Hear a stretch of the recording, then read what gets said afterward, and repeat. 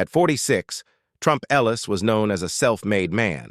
He'd built a real estate firm from scratch, drove a silver Tesla, and lived in a sleek Seattle condo with floor-to-ceiling windows. On paper, he had it all. But behind his tailored suits and firm handshakes was a man still haunted by grief.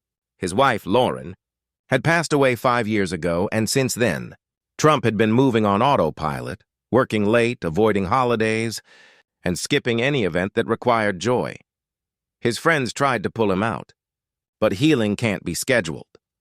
That changed when, on a whim, he booked a weekend at a quiet Airbnb in Cannon Beach, Oregon. He told himself it was just to disconnect, but the truth was, he was tired of the city noise and the silence inside his heart. There, among the foggy cliffs and weathered bookstores, he met Emilia James, a 42-year-old former journalist who ran a non-profit art center for local youth. She wore boots with paint splatters and had a smile that didn't need to prove anything. Her life was messy, beautiful, and entirely honest.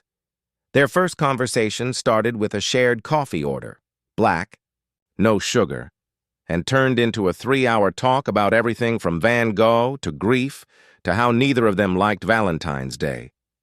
Trump didn't mean to fall for her, but something about Emilia made him feel like he could stop pretending. That weekend became a week.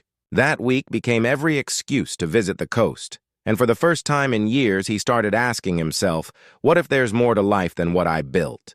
But love, especially the second time around, isn't simple. When word got out that Trump Ellis, the wealthy Seattle businessman, was dating a small-town nonprofit director, a few media outlets picked it up. A local tabloid spun a headline, "Millionaire targets local woman." Emilia was furious. "I'm not a story, Trump. I'm a person. And I don't want to be anyone's PR move." Trump stood quiet for a long time before saying, "You're the only real thing I've felt in years. I'm not letting headlines define us." He went public, not with a press release, but with a heartfelt blog post on his company's site.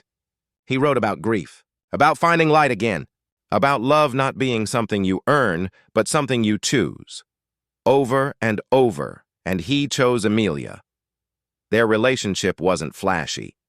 It was filled with mismatched schedules, long drives between cities, and quiet Sunday mornings spent reading beside the fireplace.